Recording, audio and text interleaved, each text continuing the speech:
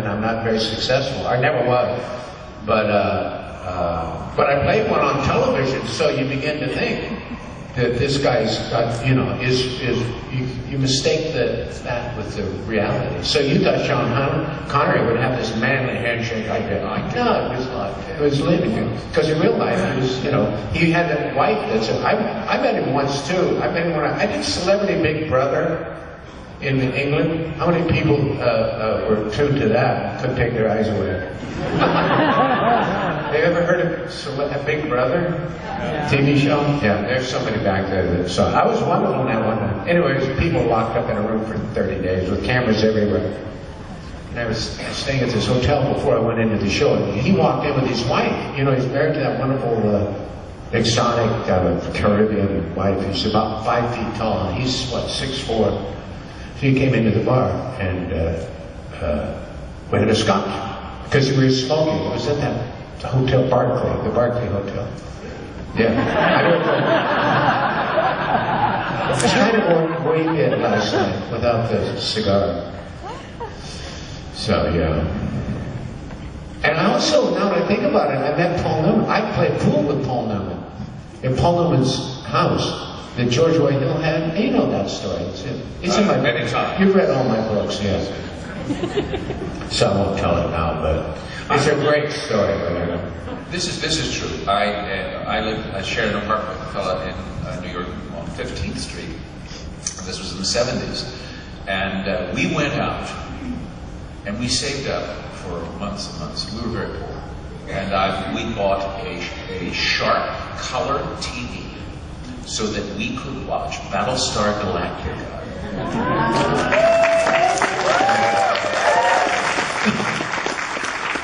And I wasn't disappointed when I met Dirk Benedict, as I was when I... Were you nervous? I was very nervous. Oh, tell him how we met. The first time we met was in Stephen Cannell's office. But you can tell the story if you wish, because you say to talk. I do. But you know, I live a reclusive life. I don't talk all day. I live alone in the woods. Dwight knows where I live. I have no friends. I don't go out. So I don't talk at all until I do these shows. So it's a chance for me to see if my vocal cords are working. But the you know, you want to understand how we met, where we met, how?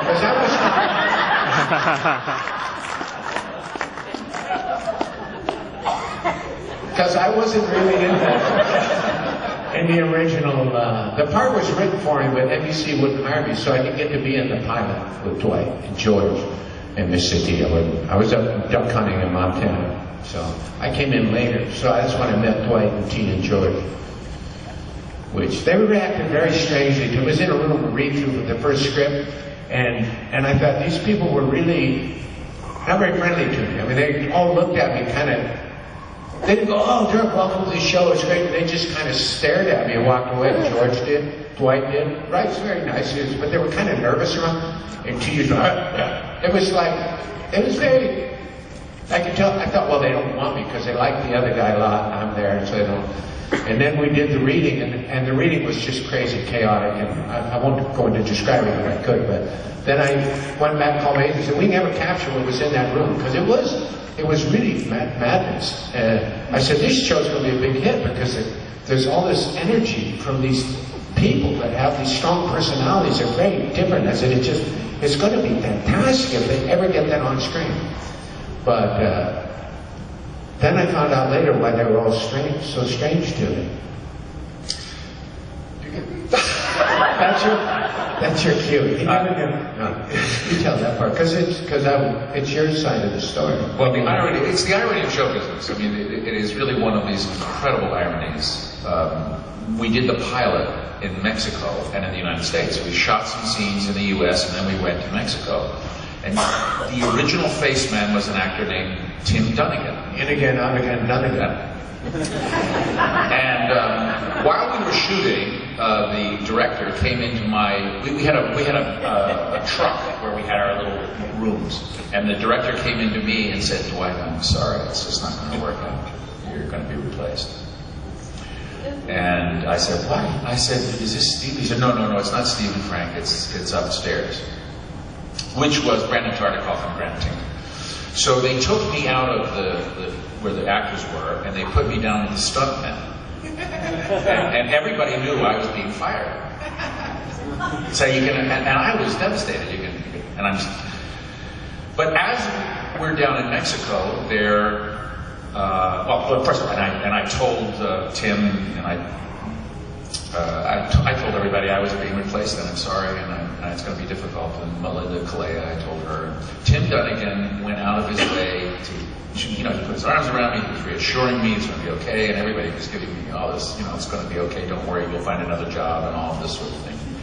And then we got back to Los Angeles, and they said, your dials were great. Your dials were the best. And I said, what does that mean? I didn't know what the hell dials were. And they said, it means you're not being fired. So they had to write me back into the next 5 episodes. And so we finish, and then Tim Dunnigan was fired. And nobody told us. When we went to the reading, we didn't know that Tim had been fired. So in my head, here he is giving me all of this consolation, and then we find out he's fired, and then we find out later that this was the original Faceman. This is the one. You didn't know why I was there. No, they never bothered to tell us. Yeah. You thought I was brought in as an acting coach.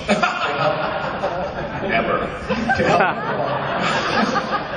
I don't know. But it was very strange. And it was weird, but it was kind of the fact that they would replace one of the main characters and then not tell the other actors, we fired the guy, and there's a new guy, and this is his name, you're going to meet him for the first time, we're going to read it was the first script, it was the trash bag script, with the trash bags. It was that script, and we were going to read it, because they did the pilot, and then they took like a 2 or 3 week break when I got the call. And I came down. I assumed they would let them all know. If I didn't know when I was walking into a room where nobody had been told that I'd have been very, very nervous, but I would have said, hey, I'm the guy that's going to save this show. Your dials are good, but I have a following. I'm big in Red Deer.